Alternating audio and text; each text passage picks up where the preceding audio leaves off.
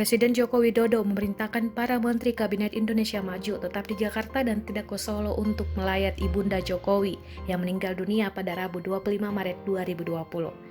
Para menteri mendoakan dari Jakarta, ujar Menteri Komunikasi dan Informatika Johnny G. Plate saat dihubungi Tribunnews.com Rabu 25 Maret 2020. Menurut dia, para menteri diminta untuk tetap fokus melaksanakan pekerjaannya masing-masing, khususnya dalam menangani masalah virus corona atau COVID-19.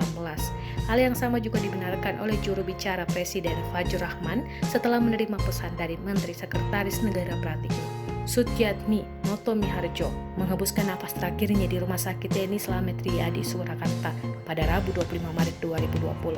Fajrul Rahman juga memohon doa seluruh masyarakat Indonesia untuk almarhumah. Sebelumnya Fajrul mengatakan dia mendapat kabar dari Menteri Sekretaris Negara Pratikno bahwa Sudjatmi menghembuskan nafas terakhirnya di Solo, Jawa Tengah pada Rabu 25 Maret 2020 pukul 16:45 waktu Indonesia Barat. Ia juga mendoakan agar almarhum mendapat tempat terbaik di sisi Tuhan.